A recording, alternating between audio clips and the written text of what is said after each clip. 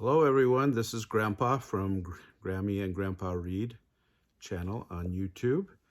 And today's book is a Mercer Myers favorite, The Little Drummer Mouse. Hope you've heard about this one. I'm excited to read it. It's a Christmas story.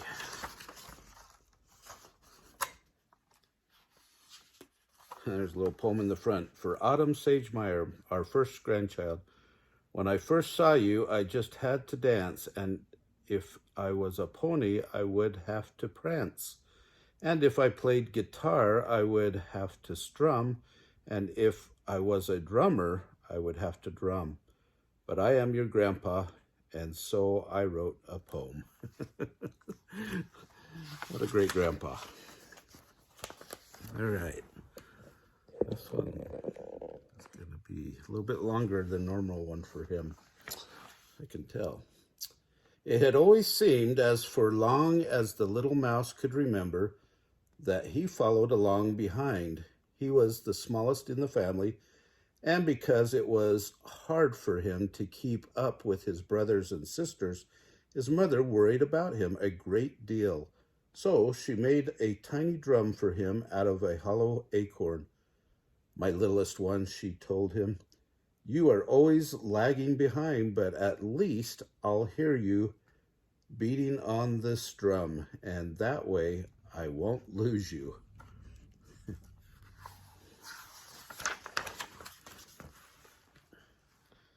The little drummer mouse, as he came to be called, loved playing on his acorn drum and carried it with him everywhere. But his big brothers and sisters often teased him. Parum, parum, parumpity-pum. All you can do is beat your drum, they would chant.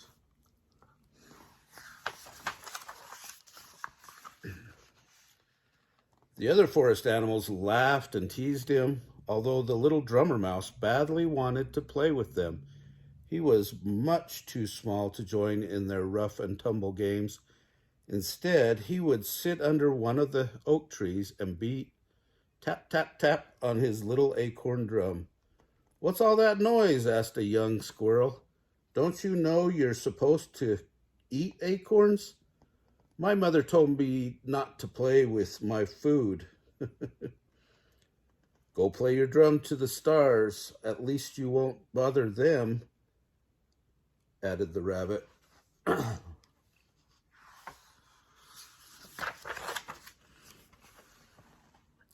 And so that's what he did.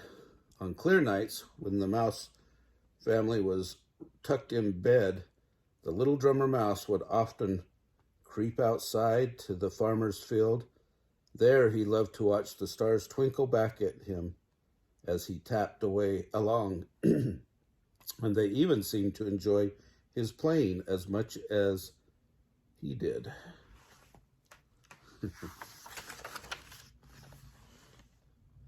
Then one day in autumn, the raven returned to the forest, called to the other animals to gather around.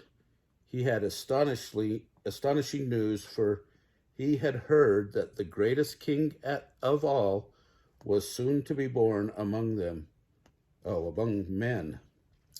By wintertime, the royal family would pass right through this very forest on their way to the town where the baby king would be born. The excitement in the crowd was so great that the little drummer mouse gave a quick drum roll without even thinking. An old grumpy otter frowned and shushed him.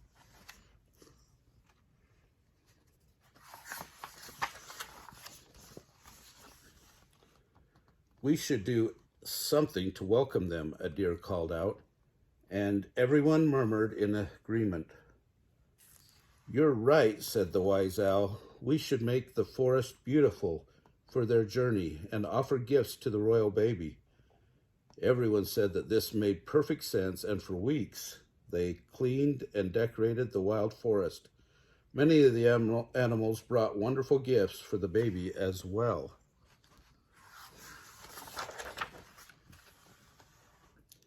Then they waited. One morning there came a big snowfall, which covered the forest trees and the farmer's field.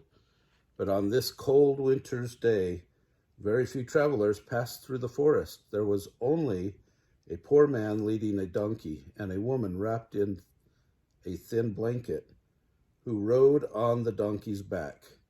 By this time the animals had grown tired of waiting, for it seemed the royal family would never come. "Well, if this doesn't beat all," said the stylish boar, "and after we've done all this work." "They have some nerve," added a brown bear. The animals were all very upset, but the wise owl calmed them down. "After all," he said, "they're the royal family. No doubt something of great importance came up and the trip was canceled." That cheered everyone up, and since they had prepared to a grand celebration, they had a wonderful party anyway. They danced and sang and ate until the sun set and the first stars of evening twinkled in the heavens above.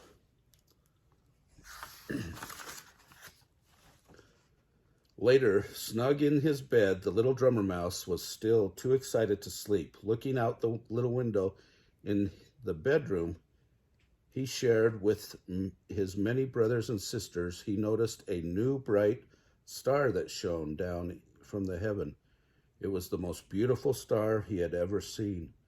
Quietly, he took his acorn drum and crept out to the field to get a better look.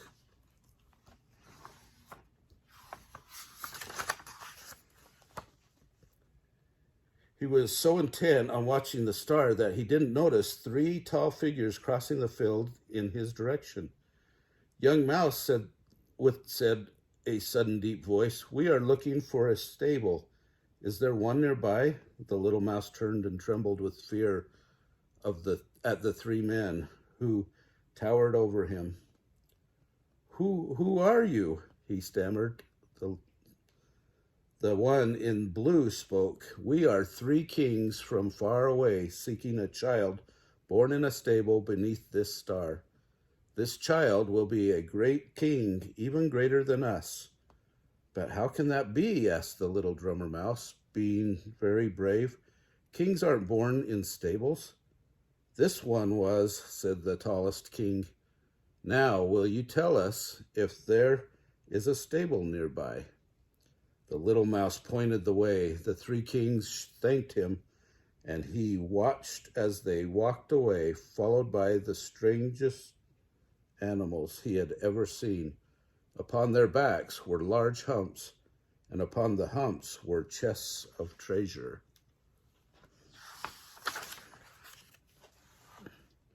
"I wish I could see the baby king," thought the little drummer mouse. "Perhaps I will just peek and no one will notice me, since I am so small." Pulling his courage together, the little mouse set off after the 3 kings.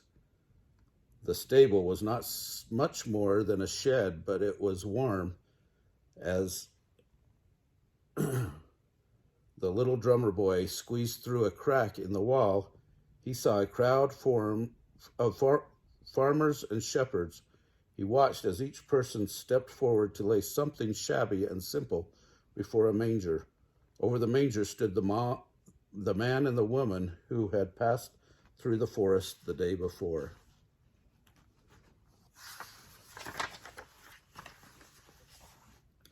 Then the 3 tall kings came forward to give their rich and beautiful gifts. There was gold and silver and perfumes that smelled wonderful. So it is true, thought the little mouse. He must indeed be a great king. I'd better be going after all. I haven't been invited and I have nothing to give. He tried to creep back out through the crack, but a shepherd's foot was blocking the way.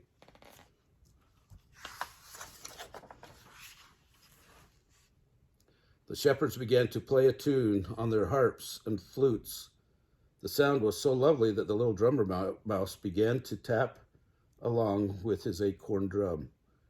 He became lost in the magic of the song and didn't notice when the other musicians fell silent.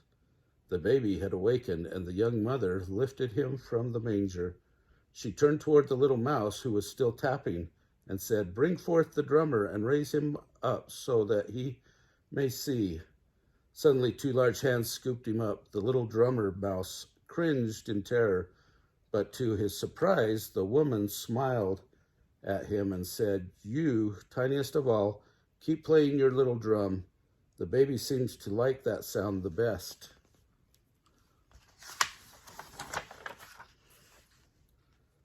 The little drummer mouse looked at the baby, and the baby laughed.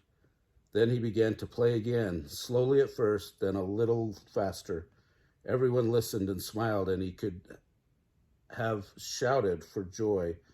The flute chimed in, followed by the harp. Soon everyone in the stable joined along, playing and singing a beautiful song.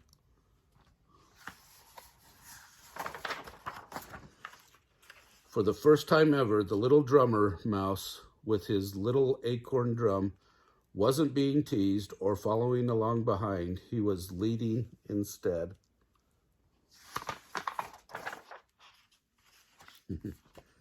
What a great story. Do you know who that baby was in the stable that was born? That's right, that was Jesus. Hope you remember him this holiday season, and I wish you guys a Merry Christmas.